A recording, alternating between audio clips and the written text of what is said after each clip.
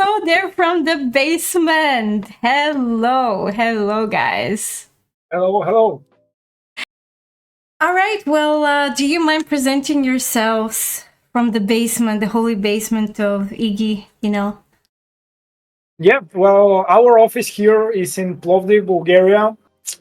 And we have been actually here in that office for like 4 years, Yeah, I think. something like that. And we started the development of MOO LANDER in 2017, where we had much smaller office. We were only 3 guys at the start of the development, and during the development time, which was already almost like 5 years, something like that. Like Yeah, we started in 2017, 6 years. 6 years. No, 5 years. 5 years. 5 years. Start in 2017, and we released the game in May 2022. So in that period of time, our team grew up to around 17 people, but not 17 people working all the time. We had freelancers all around the world. We had people from Colombia, from Romania, from the USA, from Canada, from different parts of Bulgaria here. Am I missing? From Hong Kong. Yeah, from Hong Kong. Yeah, from Hong Kong. Pretty much almost all the continents. Yeah, it was pretty fun developing that game, and it took way longer than we anticipated. Why way longer? What was the initial time for it? Well, we were thinking that we were going to do it in like 2 or 3 years, but we kept expanding the features and the idea behind the game. And at first, we thought that the single player campaign is going to be something like 6 hours. And we made the level design, we built the prototypes for the level design, we added the enemies and all these stuff. And when we started playing the game, it turned out that actually we will make the level design for at least 10 hours, not 6. It could go up to 12 hours of gameplay. Yeah, if you play on the hardcore difficulty, which is the legendary difficulty. Yeah. Then yeah, it could easily go up to 12 hours.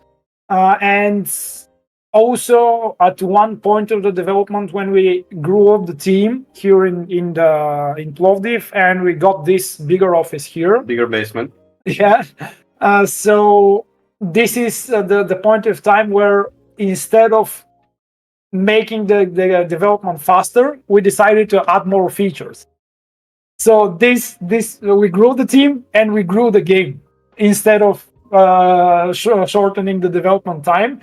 But at the end, I think that it was a good decision, because a lot of the things that we added was around the character development. So you can have a lot of different abilities that you can further upgrade, and this is one of the things that people liked very much, because it's very fun to change your weapons mid game and to decide what weapons to use against the different enemies. We also added multiplayer modes like the MOO and the Survive the Waves. So we added the extra difficulty levels. I think they were added from 3 to 5. Yeah, I think the story mode and the legendary Souls-like mode difficulty. Yeah, and we added more boss fights as well. Wow. So yeah, all these things add up to the bigger development time. Oh yeah, that's for sure. But what is your role in the team? Well, my role, I was doing a little bit of everything, since I'm one of the co-founders of the company and also one of the managers on the project. So I was doing programming, testing, level design, game design. I did the sound effects. Yeah, of course, management of the whole team, accounting work, reaching out to different companies, pitching the game to different people and investors. So yeah, pretty much a little bit of everything. Yeah, I'm the PR and marketing. I handle all the communications, including the communication with influencers, streamers, YouTubers, and all the people that would play our games and would be interested in showing our studio to the world and to their audiences. So yeah, I'm the specialist on communications. Oh my goodness. I mean, you're doing a bit of everything. How do you even manage your time to do a bit of everything? Like that to me sounds like a nightmare and a big task to take, you know? Yeah, it is. Because it Yeah, ain't easy, I'm not gonna lie. yeah, it's not easy. It's the time management is one of the most difficult things, and also estimating how much time the different things would take is also one of the hardest things. Well, you pretty much roll with the punches. I would say it's you just need to start doing these things. Going to teach you how to manage your time, or how to manage a team, or how to manage a project. So you just start doing it and learn by doing. It's expensive, and it takes time and a lot of effort to get to learn these things. And I don't think that you ever get to learn how to do it. You just get better and better at it. Okay, that makes a lot of sense too. Like, you gotta be very patient and hardworking to take on so many hats at the same time, and of course, make a progress in the long term. But back to the game now. There's a lot of cows and milk and what sort of not other things in this game. How do you come up with that concept, like cows? Well, you know the old city legend about aliens abducting cows, I guess. Yeah, There I was do. even back in the days there was a website that was counting how many cows got abducted this year by aliens. So it's like very old city legends. Even it was Urban legend. yeah, urban legend. It was even before gaming and computers. So we just took that idea of aliens abducting cows, and we were like, okay, why are they abducting the cows? Maybe they need milk.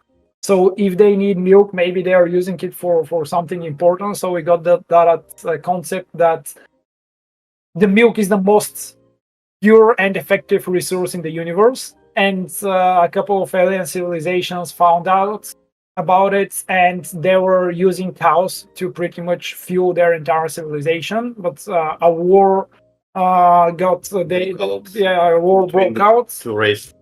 and it killed pretty much all the cows. So they now need a new milk source. Source. And this is where you come in, and this is where the game starts. So you're sent on a mission to find a mythical device that the legend says it can produce milk from nothing. And Milk from I don't want to nothing. spoil the Wait, story. Yeah. The last that I checked, milk is coming from the cows. How do you produce milk from nothing? Well, you're searching for that device that is supposedly doing that. But while you're searching it, you're just abducting cows along the way. So you just don't waste the time. So when you find a cow, these are the bosses in the game, the cows. You fight the cow, so you don't kill it because you need it. And after you defeat the cow, you just teleport it back to your home planet so they can use it for milk. Okay, so the device is in the cows. The milk Well, is the in the device cows. is not I got confused. We would spoil the story if we explain the device, but there is a Yeah. device and you're searching for this device, and that's all we're going to say. Because if people want to learn more, they have to play the game and learn for themselves. Okay. Okay, there's a lot of milk and a lot of cows. Actually, what would you say it's more in the game? Is it more milk in the game, or more cows in the game, or more aliens in the game? Well, definitely a lot of milk, because all of your weapons are milk based. So you're shooting milk bullets, milk grenades, Milk laser. milk machine gun. So every shot you do in the game, you have a milk sword also, like the Obi-Wan Kenobi sword, but it's splashing milk everywhere.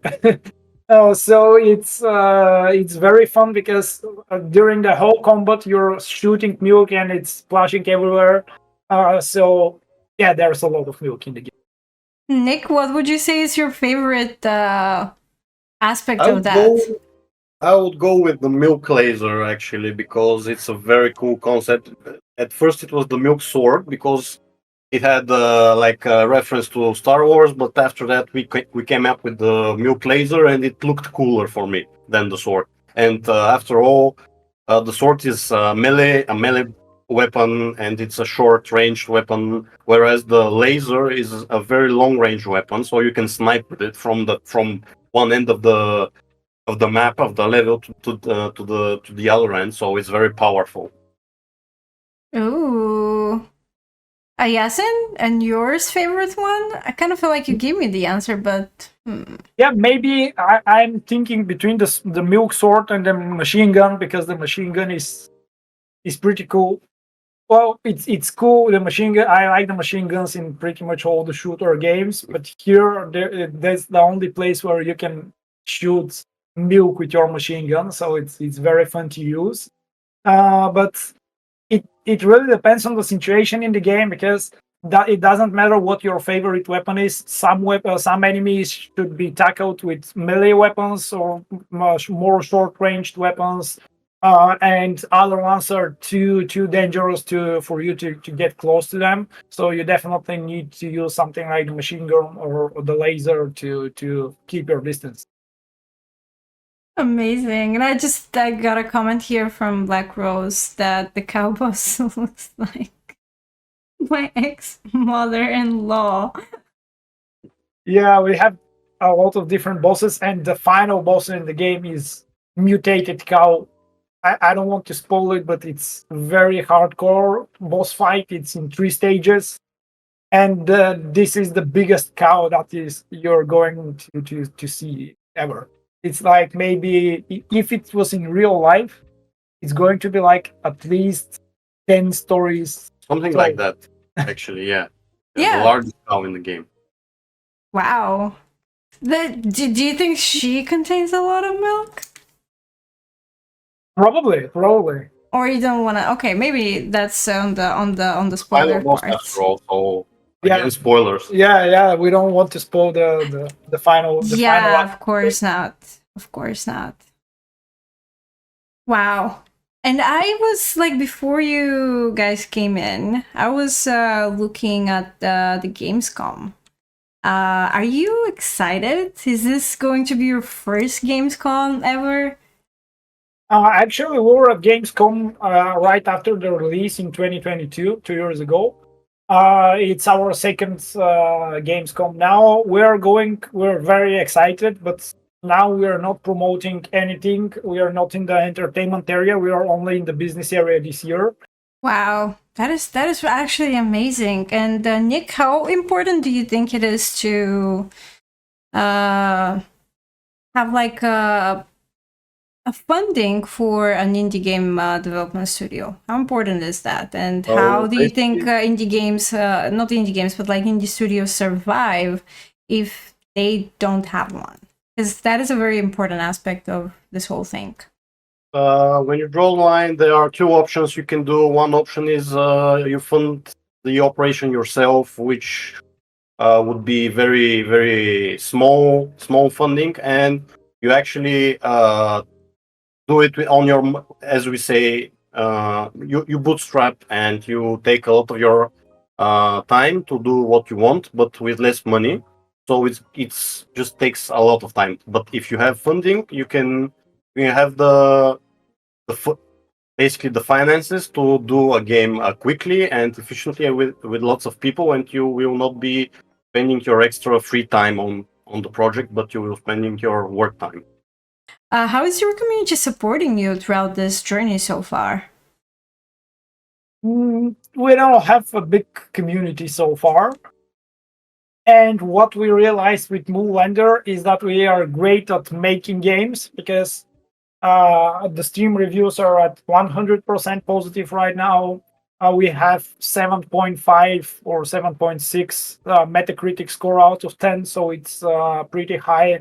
All the Metacritics that reviewed the game on the platforms, on PC, on Xbox, on PlayStation, they like the game. So it's definitely, it looks like the people are enjoying the game, but we are not good at reaching out to the people. Audiences, yes. It's very expensive process. It takes a lot of money, a lot of knowledge, you need a lot of connections with streamers and with news outlets. and it's very hard to make a community organic nowadays. I mean, that is true because, like, let's be honest, there's a lot of games being released every single month on Steam itself. So it's kind of hard to make that organic reach, as you mentioned yourself. But you mentioned you have positive reviews already on Steam. How did that reach? I mean, how this whole thing work and end up being as a positive reviews when you said yourself that you don't have that big of a community? Like, do you have like a campaign for that, or like what was the process of it? Well, it looks like since the game is the people like it, they leave positive reviews. So it looks like pretty much all the people that bought the game, they liked it. And the problem is that there are not a lot of units sold. And the reason is because we didn't have enough money for the marketing and enough people to work on that, and we didn't have the connections and the knowledge. The knowledge here is very important, and it takes years to accumulate to know how to properly release a game and advertise it. So yeah, it's even if you get a lot of positive reviews on Steam, it's not going to. Steam is not going to promote your game higher in the list. They want sales. Even if you have bad reviews on Steam, but a lot of sales, they are still going to recommend your game to people because you're driving sales. So if the game is being sold, then Steam is making their cut, so they're happy to promote your product. I see. And Nick, on how many platforms is the game available currently to be played, except Steam, of course? We are on Steam, GOG, PlayStation, Xbox, and itch.io, I think, for indie games. So like that's 5 platforms in total. Wow. That's really impressive, given the fact and we're planning a Nintendo Switch release soon if we find ourselves a publisher for that. Whoa. So it will be 6 platforms total. Whoa. Yeah, we already have a port for Nintendo Switch. Yeah, but we don't have a publisher, so we don't want to make the same mistake to release ourselves, because we saw that we cannot do that. Obviously, we cannot self-publish. Did it actually take you long to get it on Xbox and PlayStation? Yeah. It was a difficult process because first, in order to approve the game, you need to send them a pitch with everything, the art style, the direction, the gameplay, pretty much everything about the game. Then they greenlight the project if they greenlight it. So then you can start porting the game, and the consoles are pretty slow. I mean, PlayStation 4 and Xbox One are pretty potato. And it takes a lot of effort to optimize the game because the CPU is not very fast. They are using hard drives instead of SSD. So when you try to load something, it doesn't matter what you're loading. It takes quite a lot of time to load. So you need to think about all these things. You don't have a lot of memory to utilize, so you need to be resourceful with the RAM usage also. And after you do all these things to make sure that the game runs smoothly, then you start doing all the other requirements like the cloud saves. So they are pretty strict. You need to have cloud saves, and you need to implement it in a certain way to follow the documentation. They're testing everything. If the game lags or they find a bug or something that is not implemented how they want it, they give you feedback and they reject the build. But when you submit a build, it takes like 1 week for them to test it. So if you get rejection for one bug, you can fix it like maybe in 5 minutes, but then you wait another week for them to test it and to get back to you. So it took us like maybe 9 months to do that process for PlayStation. Just like giving a birth, like takes 9 months. Wow. Yeah. Hopefully, it's going to take less for the next project. On what kind of a platform did you guys build the game? We used Unity, the Unity engine, for building the game. So yeah, we even reached out to Unity and we got some tips from them for optimizing the game, especially for consoles. And yeah, they give us quite some useful tips for optimizations. Wow, that is actually pretty cool, because we all know that there's like a lot of challenges on the way, especially when you're building a big project like that one. Yeah. Nick, do you remember what was the biggest challenge when you guys were working on the game development process? Well, for me personally, the biggest challenge was to reaching out to the biggest streamers and YouTubers, and actually reaching break through to the big gaming outlet, media outlets, so they can cover the game and do an article. That was, for me, that was the greatest challenge for the game. And you, Yasin? Well, maybe the porting was very difficult because you have a working product on PC, everything is great. You put it on PlayStation, and as you're playing, Nothing because the game is like open world, there are no loading screens except the one when you click on start game.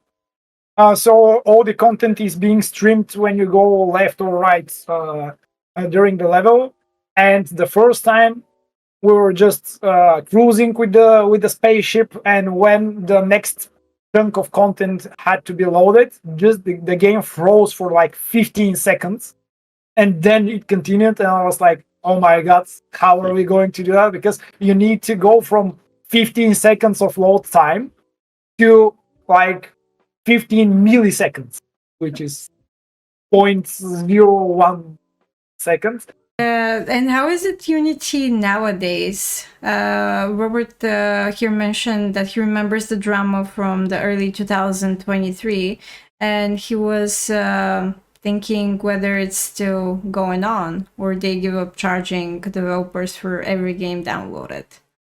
No, they received a big backlash from the community, so they backed down on their initial idea. So right now the terms and conditions are pretty good. I mean, how they're how they're supposed to be.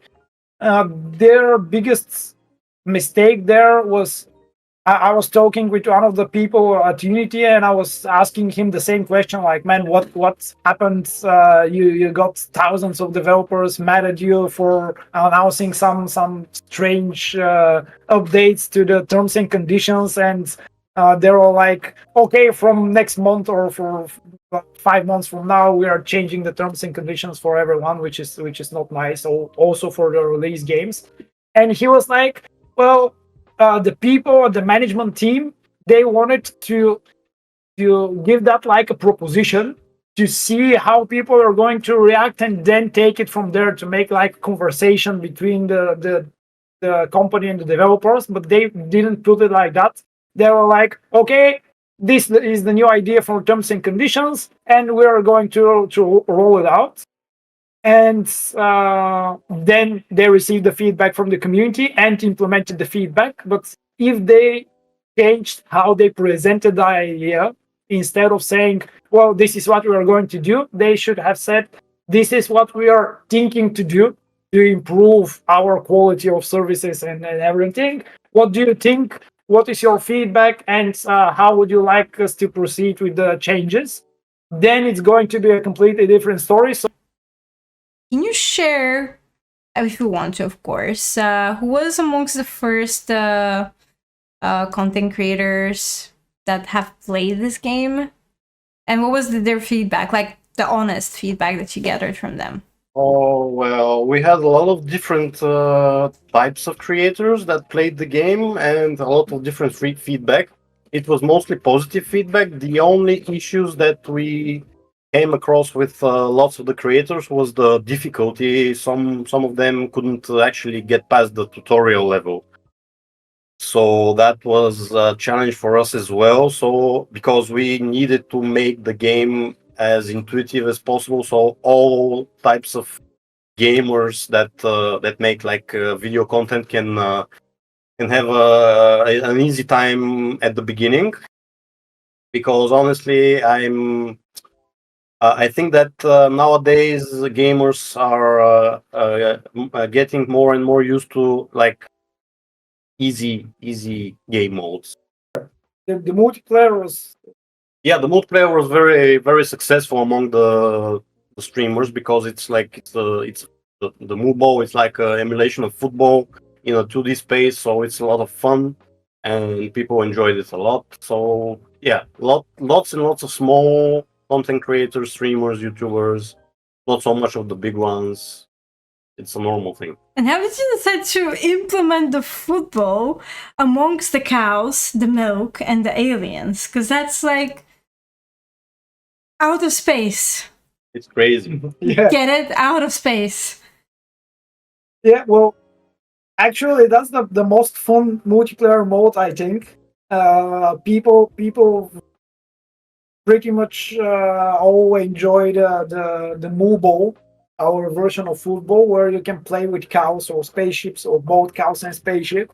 Up to 4 people. You can play with 2, 3, or 4 people, and it's one important thing to note is that the multiplayer is entirely local, so it's couch multiplayer where you can just hook a couple of gamepads to your PC or console and play with your friends, which is what we aimed, because nowadays all the multiplayer games are online multiplayer, and when you get at home with your friends or family, there are not many games that you can play with them on the same device. So this is what we wanted to add in the game, and it turned out pretty fun. And we actually held a couple of tournaments here in Plovdiv. We have this great place cooldown, you know it, where we make the tournaments, and people are having great fun. It's like watching a tournament between Manchester United and Liverpool. Can you remind me once again what were those crazy names for the